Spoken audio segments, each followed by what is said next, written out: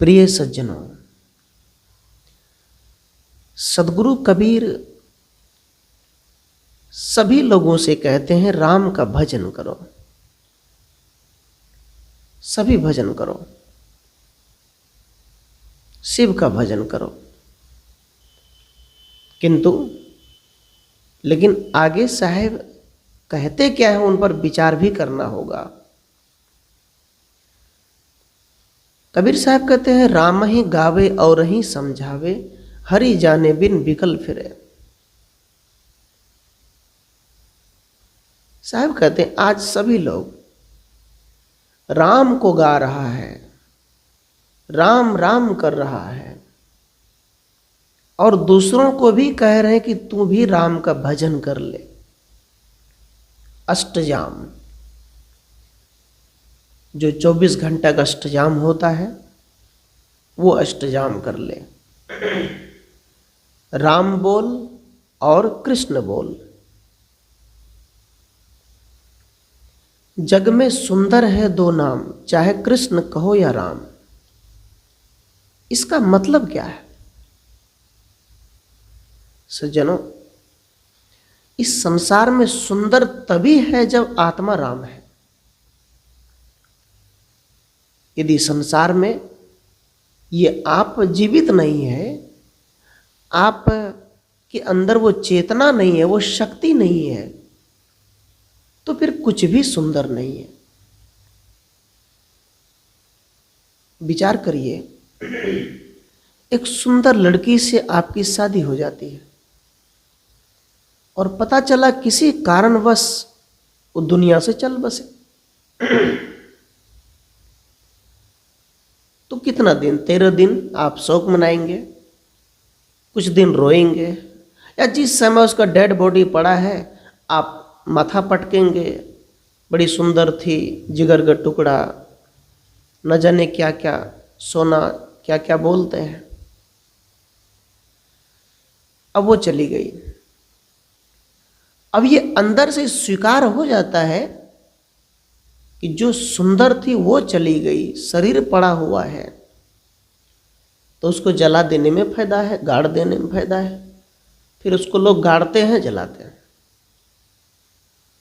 सज्जनों, आपने पॉइंट को पकड़ा, विचार किया।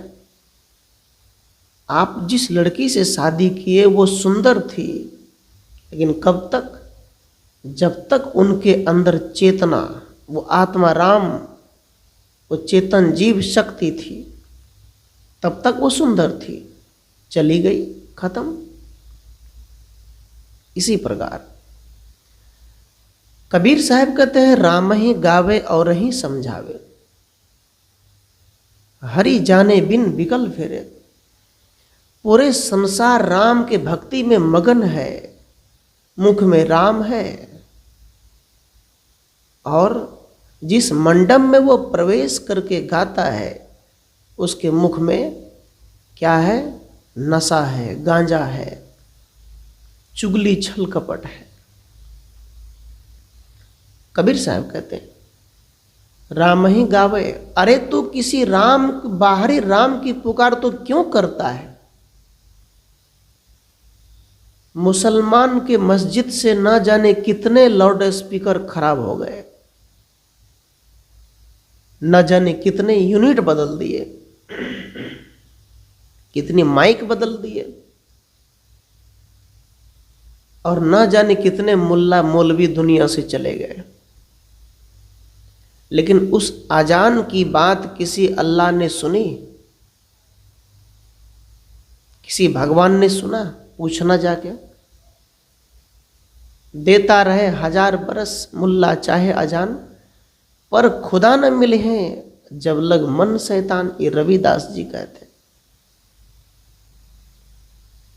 ऐसे ही राम भक्त से कहते हैं, मुसलमान से कहते हैं कि तेरे अंदर शैतान है, तेरे अंदर यदि गलत कुचाल है, वो जल्लाद है, तो तुझे खुदा का दर्शन नहीं हो सकता। अल्लाह तेरी पुकार नहीं सुन सकते। राम वालों से कहते हैं, राम को छूना चाहता है, राम को स्पर्श करना चाहते हो, तुम ही अपने आप में उठ खड़े होना चाहते हो, तो भीतर जितने भी गंदगी है, विकार है, उस सबको खंगाल कर बाहर फेंक डालो। फिर कहते हैं राम ही गावे और ही समझावे। अभी तो तुम गा रहे हो, केवल दूसरों को सलाह दे रहे हो, और क्या करोगे? हरि जाने बिन विकल फिरे।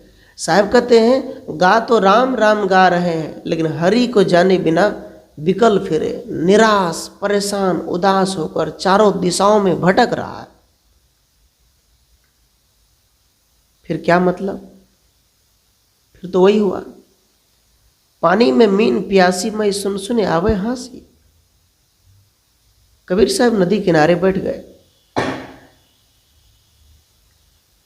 एक मछली आई उधर से और कबीर साहब से कहने लगी, हे कबीर साहब, मुझे एक गिलास पानी पिला देते तो अच्छा होता, मैं बहुत दिन से प्यासी हूं, आप आए और आप मुझे पानी पिला दें।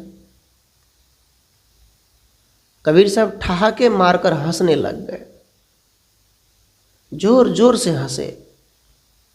करे मछली, तो मूर्ख है क्या? पगली है क्या तू पानी में रहती है, पानी ही तेरी जीवन है, और तू हमसे पानी मांग रही है, तू प्यासी है। मुझे तो हंसी आ रही है, मैं जा रहा हूं, ये बात मैं गांव वालों को बताऊंगा, तेरी बेइज्जती होगी। मैं यही कहूंगा कि तू जिस पानी में रहती है वही तेरी पानी है, जीवन है, तू पी ले, जल्दी प्यास बुझा ले। फिर वो मछली जाकर पानी पीकर और कबीर साहब के धन्यवाद करके चली गई। ऐसे ही कबीर साहब कहते कि हर आदमी धार्मिक है, हर आदमी तिलक चंदन करता है, गले में माला लटकाते हैं, हर आदमी हवन पर बैठता है, हर आदमी काशी बनारस प्रयागराज जाते हैं, हर आदमी हवन कुंड में घी जलाते हैं, हर आदमी कहीं न कहीं माथा टेकते हैं, हर आदमी कहीं न कहीं बकरी की प्रसाद चढ़ाते हैं, हर आदमी कहीं न कहीं पूजा तो करते हैं, दंड प्रणाम करके जाते हैं।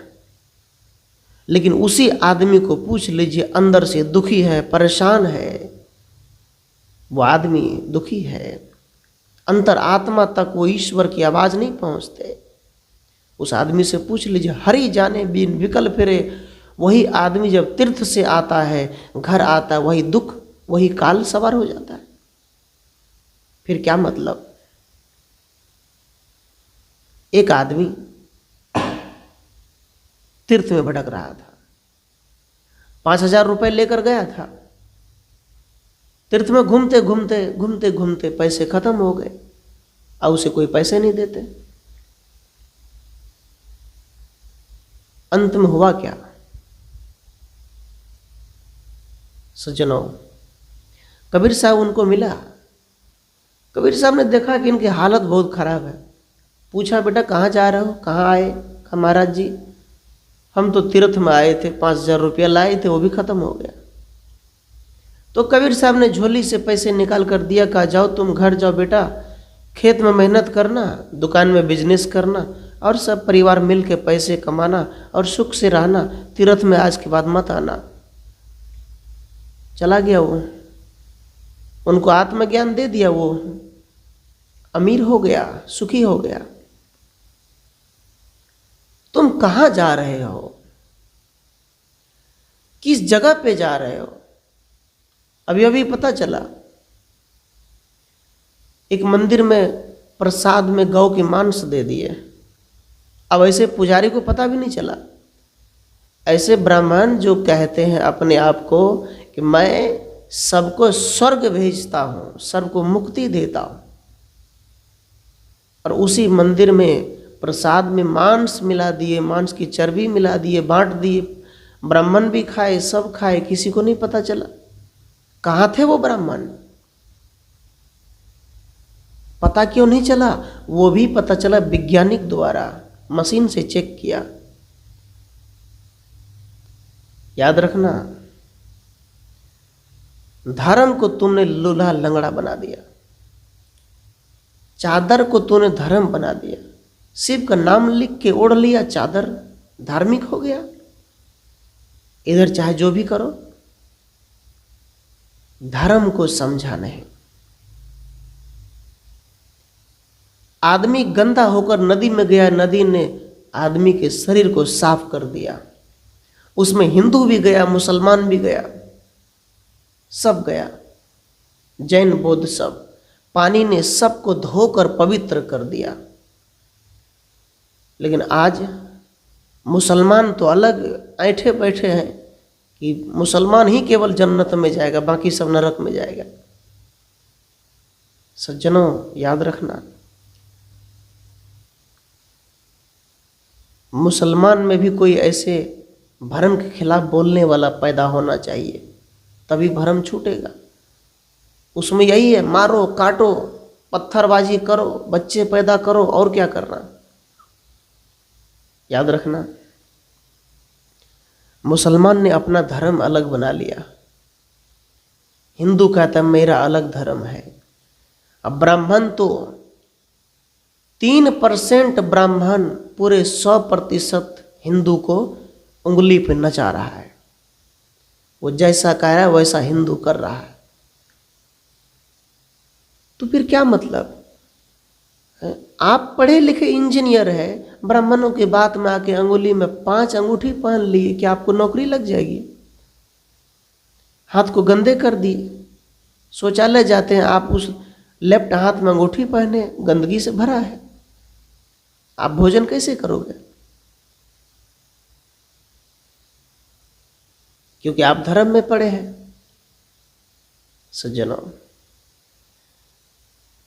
प्राकृतिक ने मनुष्य के साथ भेदभाव नहीं किया। ठंड पड़े, बारिश गिरे, उसमें कोई पक्षपात नहीं, सबके लिए एक समान।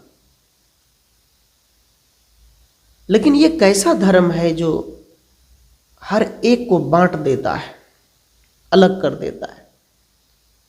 क्योंकि वो नकली राम का भजन करता है। जिस दिन असली राम का भजन करोगे, जिस दिन कबीर साहब के बताए गए राम के भजन करोगे, उस दिन भेदभाव मिट जाएगा। एक राम दशरथ का बेटा, पूरी दुनिया दशरथ सुत तिहि लेकहु लोकहि जाना, राम नाम का मर्म न जाना।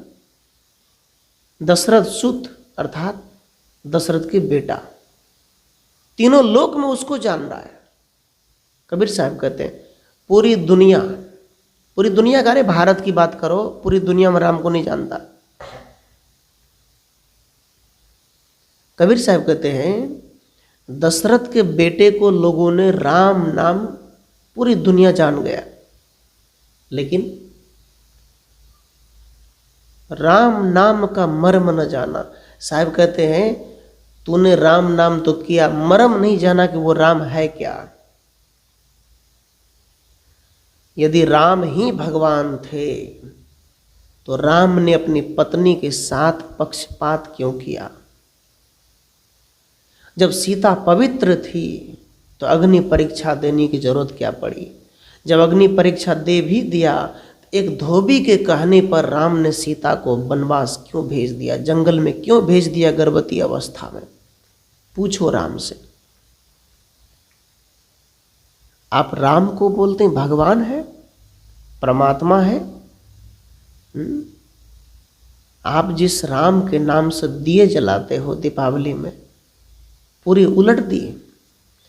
अरे दीपावली तो तब मनाए गए थे जब गौतम बुद्ध 12 वर्ष की तपस्या साधना प्राप्त करके बुद्ध बन के जब अपने गांव लौटे थे, उनके पिता ने कहा था कपिलवस्तु लुम्बिनी में, कहा देखो पूरे गांव में दीप जला दो, ढोल नगाड़े बजा दो, सजा दो गांव को, क्योंकि मेरा बेटा आ रहा है, बुद्ध आ रहे हैं।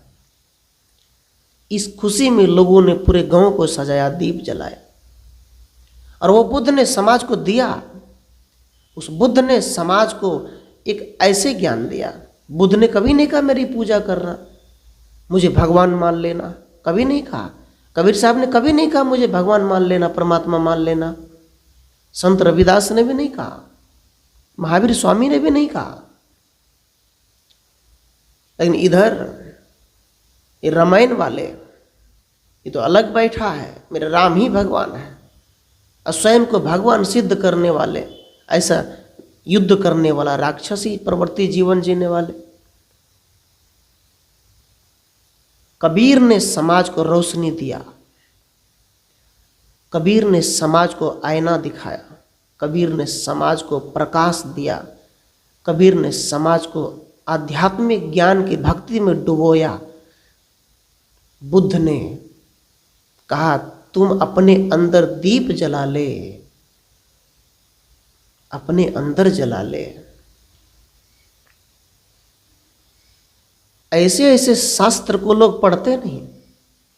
आज भी गांव के माता बहनों से पूछो आप कबीर साहब को जानते हैं क्या? अरे अरे नहीं जानते। कौन कबीर? हम नहीं जानते, हम तो बाबा को जानते हैं जो ब्राह्मण बाबा है, जो उसको कुछ भी न करे, बस कहे नमक छोड़ दे बेटी तुम्हें मुक्ति मिल जाएगी। मैं तो उस बाबा को जानती हूँ। अनेक अनेक देवता बना लेते हैं माटी पत्थर के। क्या याद है आज आप संसद हैं, एक महिला संसद है, या एक महिला ऑफिस में बैठती है, कलेक्टर है, आईएएस है, तो वो किसके कारण? इन सभी संतों के कारण और बाबा साहब के संविधान के कारण। क्या कोई भी नारी ब्राह्मण के सामने स्तन ढक के चल सकती, कपड़े पहन के चल सकती, चप्पल पहन के चल सकती? नहीं। क्यों? क्योंकि तू गुलाम थे। इसलिए अपने अधिकार की बात करो, पढ़ाई करो, चिंतन करो, धर्म शास्त्र को अध्ययन करो, समझो उसे, बिना समझे ना पढ़ो। गोस्वामी जी ने कितना उलटफेर कर दिया। सबरी से कहलवा दे अधम थे अधम, अधम अति नारी, कहीं विधि स्तुति करूं मैं तुम्हारी। एक बार विचार करिए, अब सीता जब हरी गई, सीता को रावण लेके भाग गए,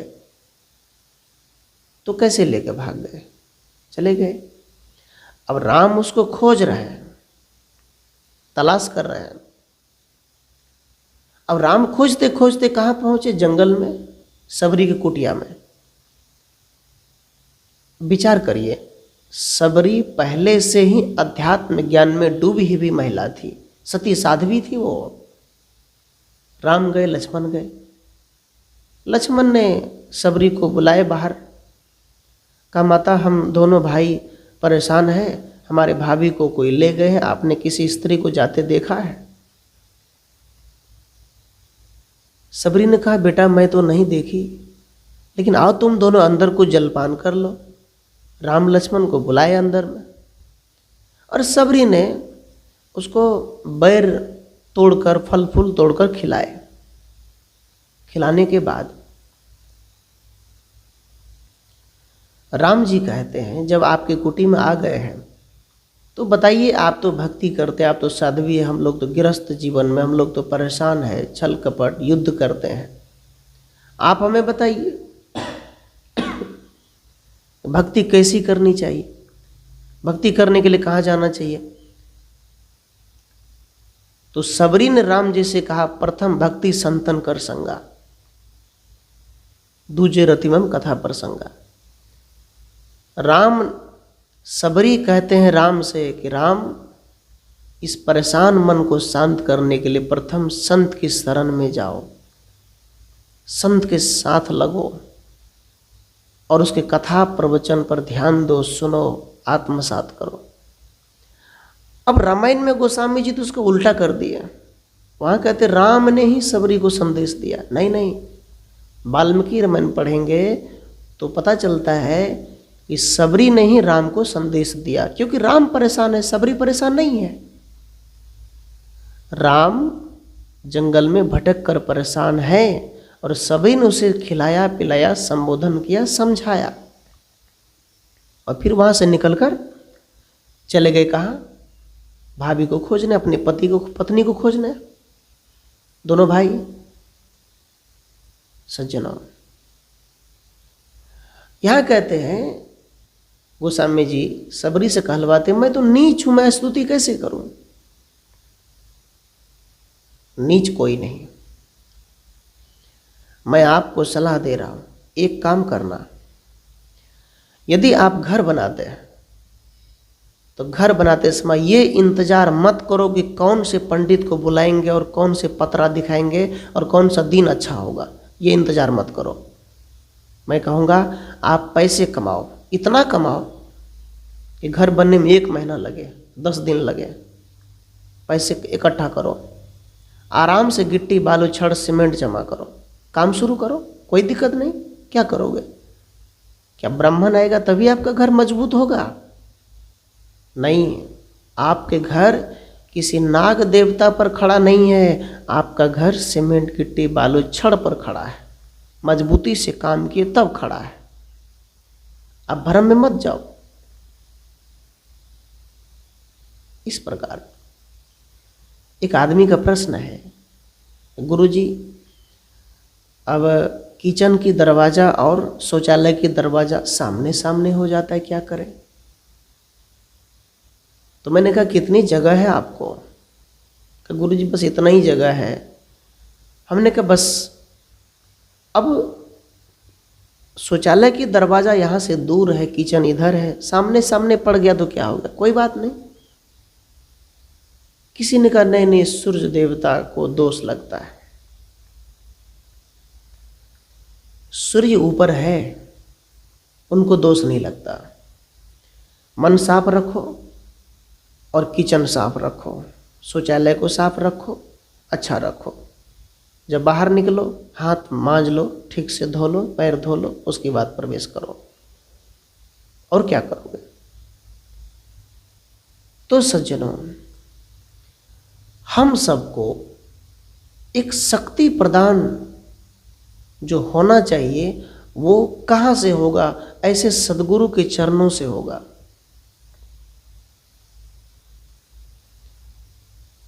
पड़ा रहे संत के द्वारे, बनत बनत बन जाए, पड़ा रहे संत के द्वारे। कबीर साहब कहते हैं यदि तू संत के द्वार में पड़े रहोगे तो तुम्हारा कुछ न कुछ काम बन जाएगा। यदि तुम किसी अंधविश्वास के जो द्वार है, जहाँ भरम पाखंड फैलाया जाता है, वहाँ पड़े रहोगे तो वहाँ तुम धीरे धीरे वैसा ही बन जाओगे। इसलिए कुछ ऐसा करो।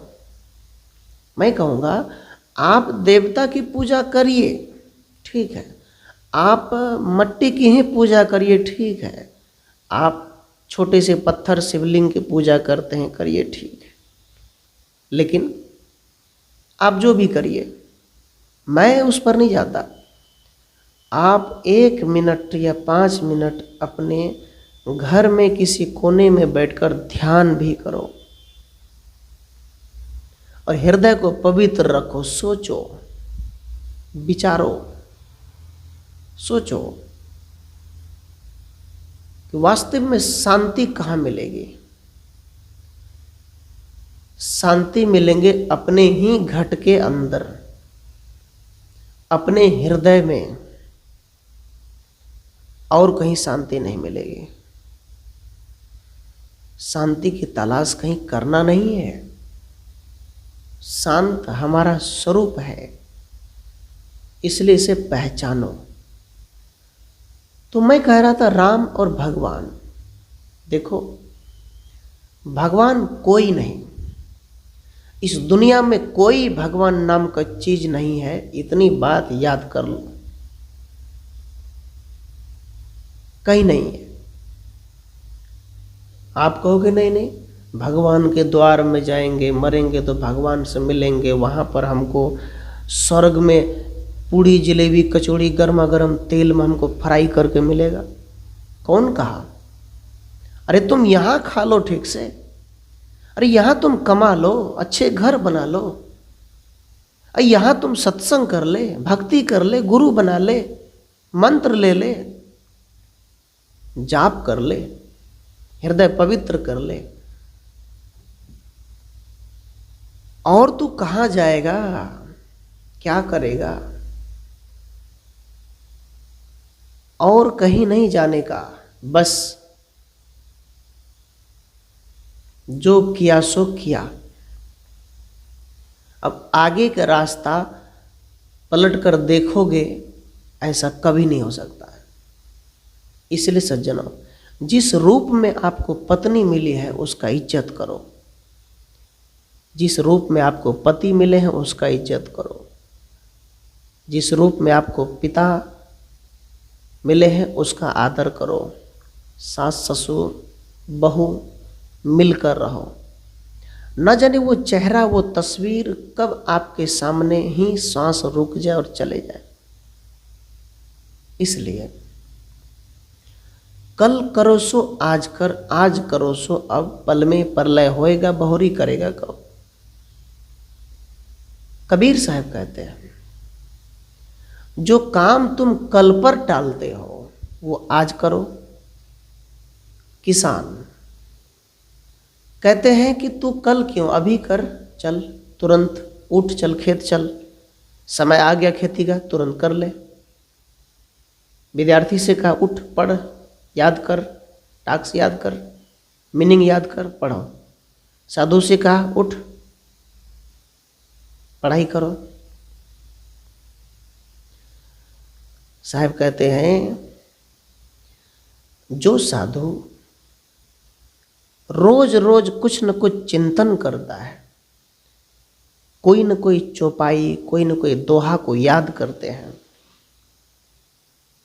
तो वो ज्ञानी होते हैं, समाज में प्रवचन देने में माहिर होते हैं। रोज रोज अंतर स्वरूप ध्यान करते हैं तो विशेष ज्ञानी होते हैं। रहनी गहनी संपन्न पवित्र, ये विशेष ज्ञानी होते हैं। एक एक रुपया जोड़ने से, एक एक ईंटा जोड़ने से घर बन जाते, एक एक रुपया जोड़ने से अमीर बन जाते हैं। ऐसे ही रोज रोज प्रेम से बोलने से, रोज रोज हंसने से चेहरा की मुस्कुराहट बढ़ जाते हैं। रोज रोज क्रोध करने से खून जल जाते हैं। इसलिए सज्जनों, कबीर साहब कहते कल क्यों आज कर, सत्संग भी आज कर। यदि तूने कहा कि चोरी करना है तो चोरी को तू कल पे टाल दे। ये बोल के हम कल चोरी करेंगे, बेईमानी कल करेंगे। आज तू सत्संग कर ले, आज भजन कर ले, तब काम होगा। तो सज्जनों, मैं निवेदन कर रहा था धर्म,